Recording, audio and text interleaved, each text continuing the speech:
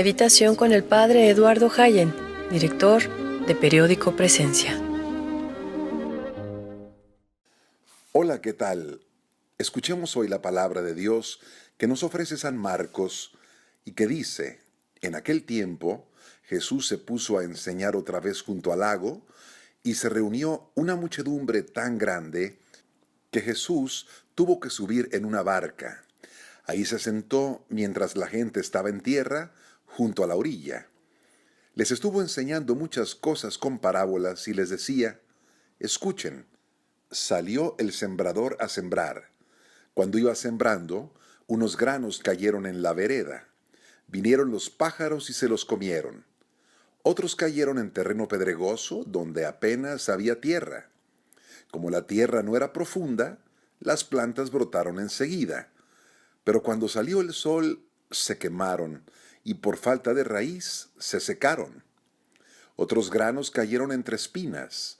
Las espinas crecieron, ahogaron las plantas y no las dejaron madurar. Finalmente los otros granos cayeron en tierra buena. Las plantas fueron brotando y creciendo y produjeron el 30, el 60 o el 100 por uno. Y añadió Jesús: el que tenga oídos para oír, que oiga. Hasta aquí la palabra de Dios. Cuentan que San Roberto Bellarmino, que era un jesuita muy sabio, era un predicador al principio muy rebuscado y pronunciaba unos sermones que eran verdaderas joyas de la literatura. Pero un día cambió su modo de predicar porque tuvo que improvisar un sermón y lo hizo con tanta sencillez, a base del Evangelio únicamente, de la palabra de Dios. Y el éxito fue tan fulminante que de ahí sacó una conclusión: lo que convierte no es el lenguaje florido ni rebuscado, sino la sencillez, la rectitud de intención, y que la base de la predicación sea la palabra de Dios. El Evangelio hoy nos muestra a Jesús como maestro, que se pone a enseñar otra vez, dice el texto. Jesús se adapta a nuestra condición y sabe que las cosas hay que repetirlas muchas veces. Va cambiando los ejemplos. Esas parábolas, como la de hoy del sembrador, son un prodigio de sabiduría por su sencillez y por su profundidad. Jesús no usa un lenguaje extravagante, sino que toma imágenes de la vida cotidiana que todos pueden captar enseguida.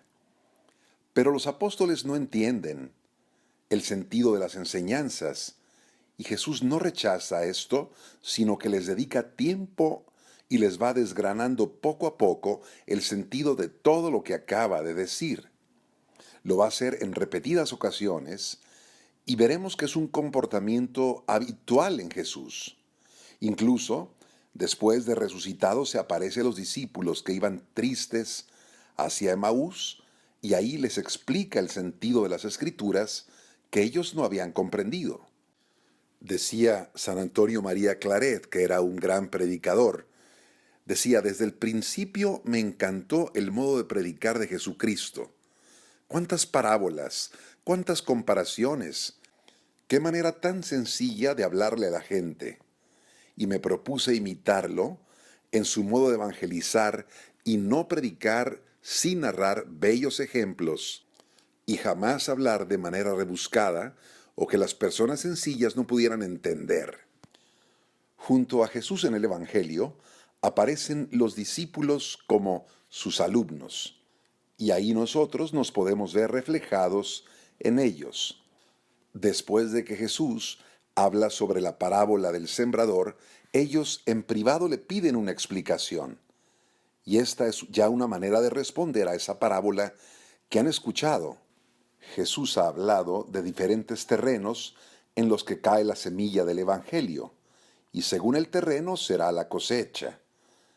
Pues los apóstoles están pidiendo que se les explique lo que acaban de escuchar, y ahí ya están roturando su parcela.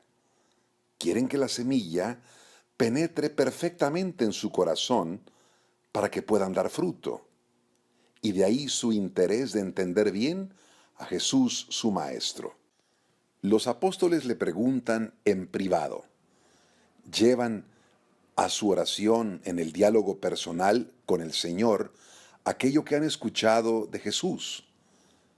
No quieren ser de los que escuchan pero que no entienden.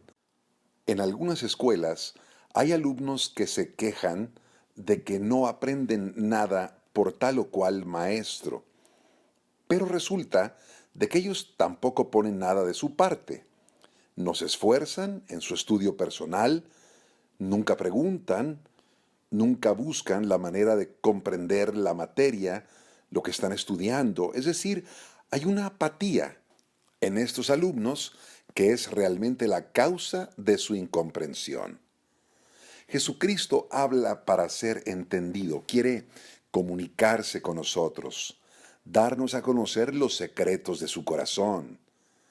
Lo hace con un lenguaje para entrar en coloquio con nosotros. Y por eso utiliza figuras tan cercanas. A partir de esas figuras podemos hablar con Él.